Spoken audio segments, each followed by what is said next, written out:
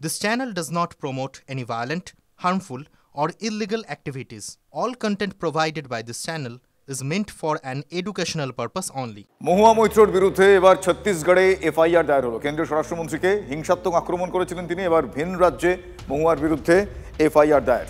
এর আগে কৃষ্ণনগরের কোতোয়ালি থানা এবং টিটাগড় থানায় অভিযোগ দায়ের করা হয়। এবার ছত্তিশগড়ের রায়পুরে মহুয়া মৈত্রর বিরুদ্ধে এফআইআর বিজেপির তরফ থেকে।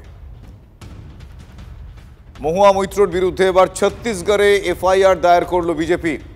কেন্দ্রীয় স্বরাষ্ট্রমন্ত্রীকে হিংসাত্মক আক্রমণে ভিন রাজ্যে এবার মহুয়া মৈত্রর বিরুদ্ধে এফআইআর দায়ের। এর আগে কৃষ্ণনগরের কোতোয়ালি থানা ও টিটাগড় থানায় অভিযোগ দায়ের হয়।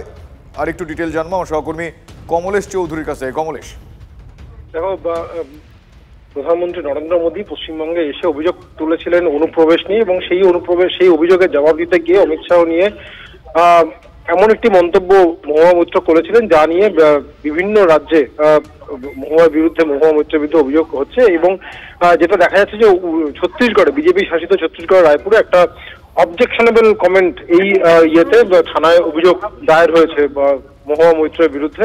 এবং আমাদের যে ভারতীয় ন্যায় সংহিতার যে নতুন ধারা, সেখানে 196 ধারা এবং 197 ধারা, এই দুটো ধারায় মহুয়া মৈত্রের বিরুদ্ধে মামলা রুজু হয়েছে। এবং এই ধরনের আরো অভিযোগ বিভিন্ন রাজ্যে হতে পারে, এরকমই রাজনৈতিক মহলের ধারণা।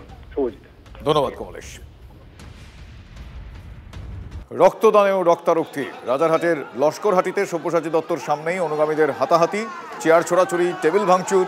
তৃণমূল সমর্থকরা একে অপরকে লাথি ঘুষি মারেন। পরিস্থিতি সামাল দিতে হস্তক্ষেপ করতে হয় সব্যসাচী দত্তকে।